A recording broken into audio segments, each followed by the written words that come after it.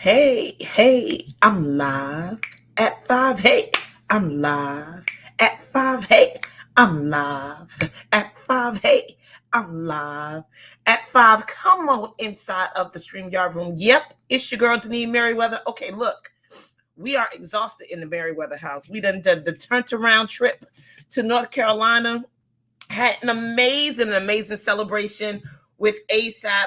33 years of service, ministry, and song. A cappella singers adding praise. We have closed the chapter, y'all, but it was a great celebration. You'll have an opportunity to get your DVDs and your CDs and all the things, t-shirts, everything. So don't miss out.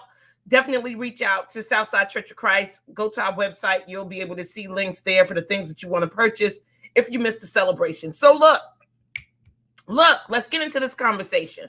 Stop withholding communication. That's what we're going to talk about. This is all about honoring your word. Last month at Live at 5, so I need you to get all these nuggets out here in the world as much as you can. Hey, sissy, how are you? Thank you so much for being here. I'm going to call you right after this. Hopefully you are on your way home or will be on your way home, and we can have a little chit chat. So look, let's get into this conversation. But before we do, let me introduce myself. My name is Denise Merriweather. I am the CEO and founder of Queenpreneur's Jumpstart Program. It is the #1 training environment for women in the world looking to leverage their knowledge, ignite their passion, build a highly profitable business by building your courage, confidence, and competence so you can accept, believe, and commit to what it is God has called you to do. So listen, this is all about honoring your word, right? This month, honoring your word. And what I'm telling you is to stop withholding communication. That is your word, right? Your word. Stop withholding it. And the reason why I feel like this is such an important thing, because we tend to get that when we're speaking, we're communicating. But I want you to also know that when you're not speaking, you're also communicating. And it's going to affect your outcomes, your results, your relationships, the things that you talk about and say that you want all the time. Withholding communication could prevent all those things, right? Because life is really happening only in one pace. And you know where that place is? In communication. How do you think that you build relationships with other people? Enroll them in the things that you're up to. Share experiences with people. All those things happen. Transform in conversations, in language, right?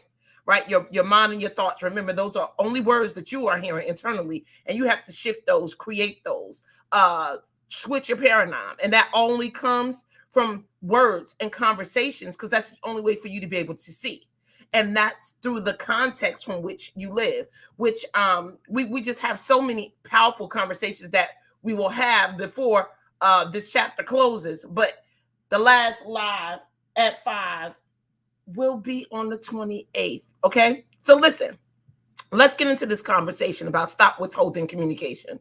We tend to withhold communication when we're in upset, when we don't feel like people understand us. We feel like we're in the world alone. They don't get it. They don't understand how or why things are important to me.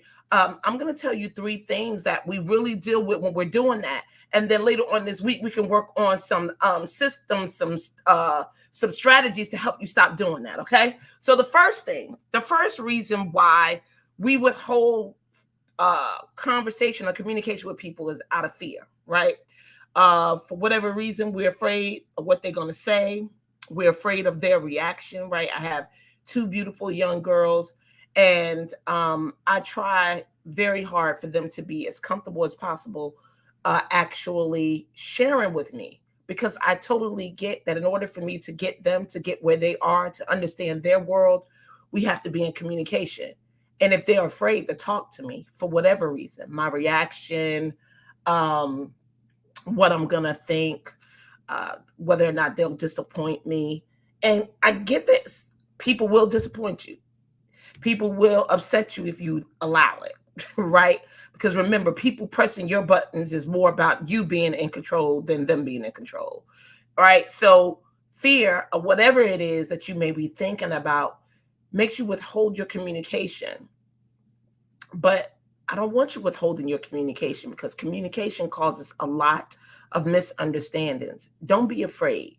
Trust yourself, trust the people that you're in relationship with, that they're going to get you. And if they don't get you, help train them to get you. That means communicate more and do these other things that I'm going to talk about. So the first thing, again, is fear. You're afraid of their reaction or something. Maybe in the past you tried to share something with them and you just didn't get the reaction that you wanted. And it was all because of the words you selected to choose, your tone. Like, this is a art, it is a craft, it is a creation, and your words actually can move people to tears, right? Or it could cause people to laugh. It could cause people to become upset. That's how powerful words are. That's why it's so important that you master using your words, your language, your speech, and honoring them, because they're so, so powerful. And when you totally get, I mean, just think of all the songs that you listen to that cause you to cry or become emotional or remind you of the past, right? I know that when I hear Levert Casanova, that song, I think of Jacksonville, North Carolina. I think about my summers spending time with my cousins. Like, that's a song. Or Tony Terry, When I'm With You. That's another song that I used to hear when I stayed summers with my cousins in Jacksonville, North Carolina. So I have things, that words, triggers, songs that create emotion. And what you got to get is using the proper ones at the proper time will create the emotions and the reactions that you need. But we'll talk about how to do that later on this week. Okay, number two. So fear is the first reason why you withhold communication. The second thing is lack of clarity, right? You're just not clear on what it is that you're requesting or what you want. Like, in your mind, it sounds clear, but for everybody else, it's not as clear as you thought, right? To have clarity in what it is that you're doing means that anybody could probably get it. You know how the scripture says to write the vision and make it plain, right? For if something happens to you, someone can come take the vision and run with it. So that's how clear you can. She said Casanova is for me too. Yeah, girl, when I hear that song, it just reminds me of those days riding around in the back of the boot of the car and being out at night and all the things. Jacksonville was just amazing. So yeah, the lack of clarity also causes you to withhold communication, not sure what the words to say. And here's the thing, I don't think it's bad to practice what you're going to say, right? We all rehearse. Like, there's actually, when you do a presentation, right, you practice what you're going to say. Like, the craftsmanships of the words make a difference, right? You don't want to sound rehearsed, but you do want to have an idea on what you want to convey. Because sometimes if you're using the wrong words, it doesn't land. And you have to know that. That's why you have to know how to speak to the different audiences you have, the different crowds you go into, different rooms that you go into, the different dinner appointments, lunch appointments, companies. All of them, they have a culture, they have a language, right? So when you go into these different spaces, it may require you to say the same thing differently. So you have to be super clear on your intention, right? On why you're saying what you're saying. What is it that you want to gain? What is the end result that you want? What are the outcomes? What is the ask? What is it that you need? So then when you're finished talking, people can express to you what they heard, what they got. Oh, look, I'm so excited about this. So I don't know, and you could write this in the chat if you want to. It's not a point. But I just want you guys to get how powerful words are. Like, I know soon we'll be having some in the program that I'm in, we'll be having some training and reframing people, right?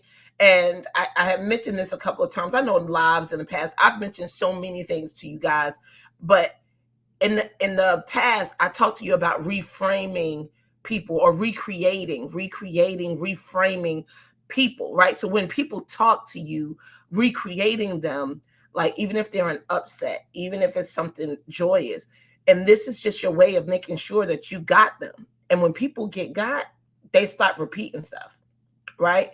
Like, you know how you could be in a heated conversation, or someone is expressing to you what it is that they want or they want to do or what they're trying to achieve, and they don't get the reaction from you that they want. They'll keep repeating themselves, and then they tend to say it louder, and then they thinking that it's going to help you get it. It's like, no, that ain't helping me get what you're saying. But they're trying to help you get it, right? And if you would learn the art of recreating them to let them know that you got it, you can stop hearing conversations over and over again. But you didn't hear that from me. Okay, so listen, lack of clarity. Stop withholding communication because you're not clear on what to communicate and you're afraid that you're not going to get the reaction. You got to practice this stuff. You got to put it out there, see what people got. Even stop and ask, okay, so what did you just hear and what I shared with you? Just to see if they got it, just to see. So then you could be calm and practice how you're delivering what it is that you say that you care about. And it leads me to the last thing, number three. So this is the other thing where why we would stop, we'll withhold communication from people is the lack of importance or the lack of knowing why. So let me tell you, people want to know why you asking them to do what you asking them to do. More importantly, they're more important about whatever it is that you asking them to do, how it's going to affect them in their life and what they're doing. So when you are making these requests, you know how we talk about the win-win situation. Like I just reconnected with one of my thought leaders in my circle, and just to see kind of what was going on, how we could support each other, what we could do, what are we up to, because it's a benefit to actually be in community with people that's doing what you're doing. If only for motivation or exchanging ideas, that's a benefit. It's important because if the majority of your people in your life, like for me, are not business owners and not doing it full time, our conversation is not going to be the same. Our motivation is not going to be the same. The outcomes that we want will not be the same. So it's very important for me to partner with people that's doing what I'm doing because their conversation is going to align with my conversation. So when I can connect with people that I want to connect with and be in community with, it's important. And I share things on how it would benefit them if we were connected as well as me because of what we're after. And that's because I'm not afraid of the answer that I'm going to get, right? I got clarity on what I'm creating with them. And I know the importance or the why of the request. So if you're withholding communication because you rather not deal with what's happening with the other person, don't allow that to stop you anymore. You got to practice. You got to get better at communicating because remember, your words can touch, move, and inspire people to assist you with things in life that you never ever thought that they would raise their hand for. But you got to figure out what true enrollment is and how to express yourself in a way by honoring your word, what you care about, what's important to you, and communicating that with other people. I had I would say an unofficial coaching session with someone that I met recently. And I always tell you guys about sharing what it is that you're doing, the importance of sharing with people what you're doing. The more you share in the universe, in the world, what it is that you're up to, what you're creating, how you want to serve people, the more you talk about it, the more it grows legs, especially if it's something that you've never done before or no one has ever done before. That means there's no proof. That means there's no strategy. There's no way to make it happen. There's no way to do it. But the more you share it, the more connections, relationships you'll build because you never know who knows the who that you need. I've also been listening to this book that I think is great. Y'all know Leaders Read. Put it in the chat. Leaders Read. Leaders Read. And I don't care if you have to listen to. I listen to books more than I read books, but I do get them in. So this new book that I'm listening to, it says it's all about the who and not the how. And I think that's the actual topic. Hold on, let me tell you exactly what it is, just in case you want to go and grab it and listen to it.